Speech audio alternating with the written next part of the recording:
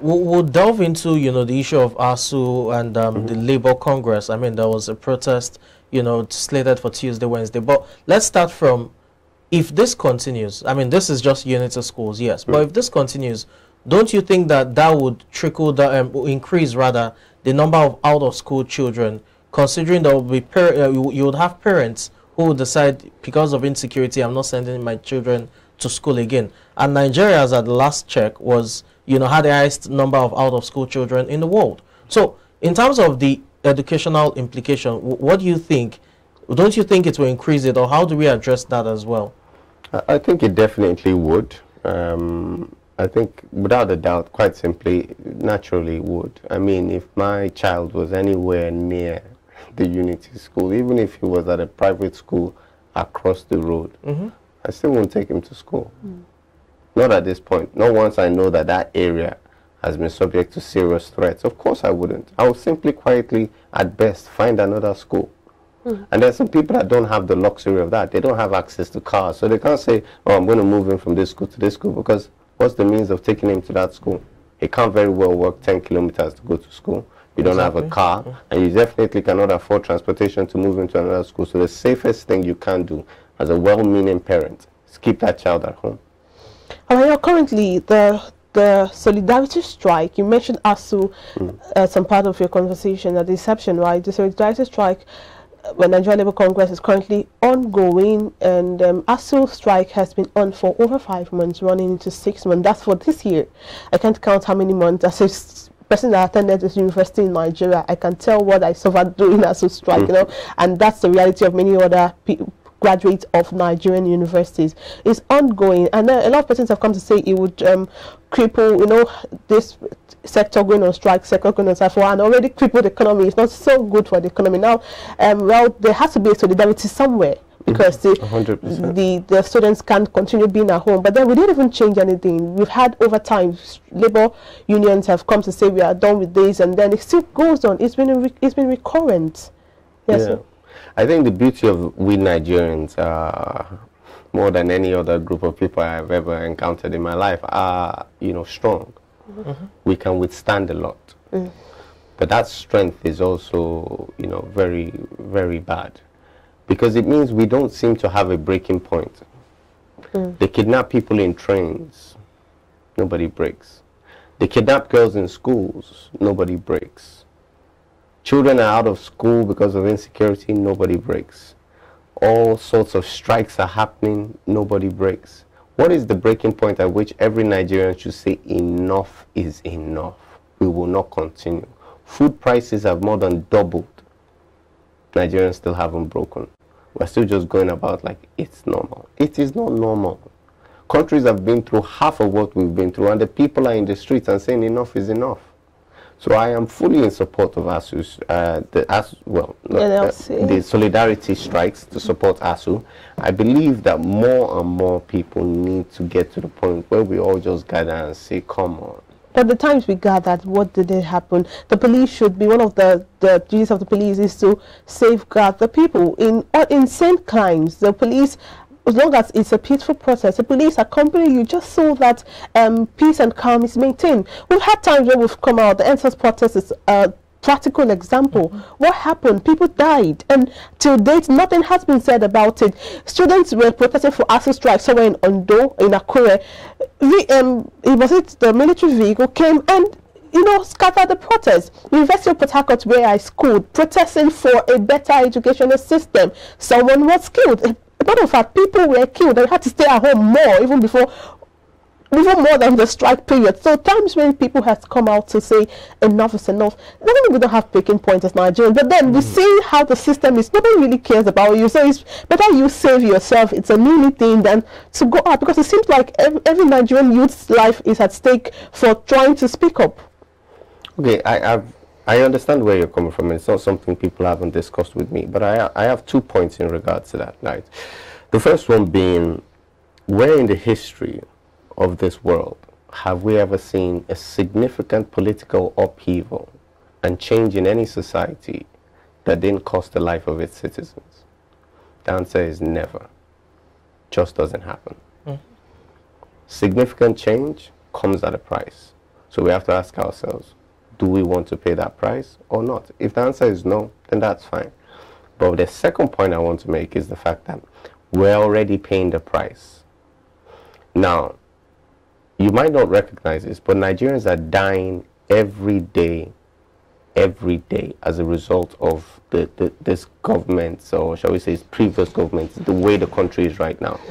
People are dying in hospitals that don't have medical equipment to take care of them. Yes. Babies are dying because they just don't have anything to take care of these children.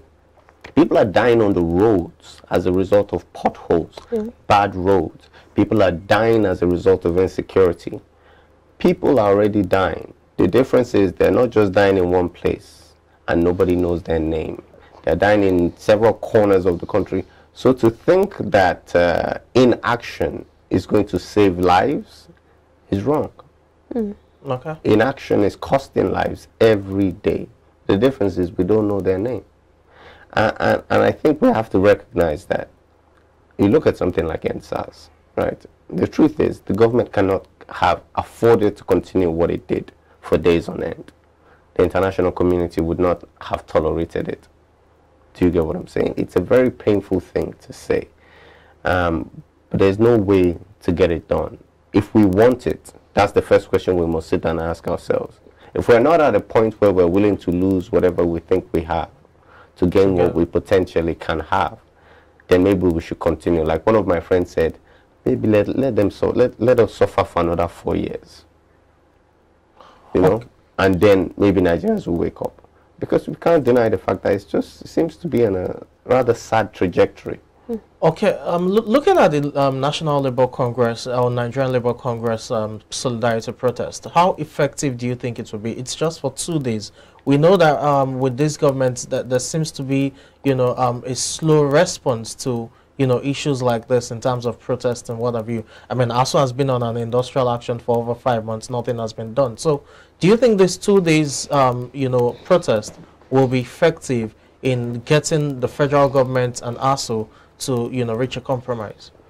I think it's a valid effort. Okay. Whether it will be effective is we'll find out when we've done it. So I think it's a valid effort, and if more sectors of the society supported this, maybe we could make headway. I mean, you look at airlines today, a lot of airlines don't have flights. So much is happening in that industry as well. You realize a lot of industries in this country are actually suffering. To what end, So I think all efforts are valid at this point. As far as they are legal within the remits of the law, then every effort should be made to somehow, awaken this government, or at least awaken the population, that we have an election next year. It's probably the easiest way. It's a lot easier than trying to, protest and take over, and that comes at, like we've said, at the cost of great lives, But going out and voting, it's not too expensive a price to pay. Okay. Now, with the state of insecurity in the country, I hope a lot of people has gone past the era of, parents rather, majority of the parents hope to come past the era of don't go out to vote, though you know what's happening. I know my parents said that to me some years ago, but I'm not sure they will have to say that or I'll listen to that anymore. But I hope some persons have gone past that ideology of, let's just say that votes won't count. They already know the winner. Like I had someone say to me some days back, they already know the winner. And the question is, you think they know the winner, and that's how these people go into power, because you're thinking you sit in your house making noodles and playing football on the street on election day, saying that the votes will not count. They already know the winner. And all of the statements and some statements that has kept Nigeria and Nigerians where we are at this point. We just hope that at the point of the election, but then even with the insecurity, the rising insecurity in the country, will people be even safe enough to go out to vote? Looking at the past, the previous experiences we've had from elections, where almost every election we have people carried in dead body bags. Will people even be safe enough to go out to cast their vote if nothing is done now? Yeah, it's all a risk. Yep. Being in Nigeria is risky enough. It's a risk in itself. So you do nothing, you risk something, right? People will still die. You do something, you risk something, and people will still die. So we might as well just do something. To me, that's what makes sense, you know. And this idea of your parents telling you not to. Well, of course, my parents tell me, don't go out to the election day. Every Nigerian parent every Nigerian parent will do that. But they also tell us, don't go to the club. But you still go now. Do you get what I'm saying? Don't have a girlfriend. I don't have a girlfriend, but you still have now. So your parents telling you not to do something is nothing new. But at least this one, you're doing it to secure the future of your nation, your future and your children's future. So I think, you know, we can very well, you know, ignore that part of their statement. I mean, they come with great wisdom as our parents, and we should honor them. But in terms of fighting for the country, we definitely should, you know, ignore any advice that tells us not to. Okay, as we custom on this discussion, let's look at the reforms the education sector needs. You have, you know, the tertiary institution, especially tertiary education.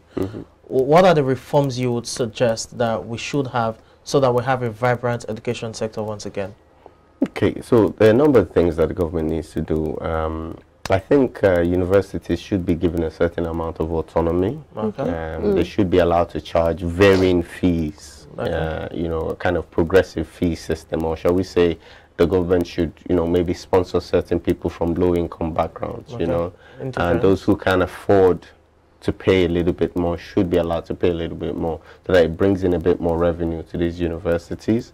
And then also a review of the salary structure for university lecturers as well. Make it an attractive thing, make it something that somebody, you know, of great potential will put themselves into, because the future depends on it. We're spending so much on so many other things as a nation, right? And you know, education seems to be lagging behind. There's no easy way around it. It's going to cost us a great deal, but we have to.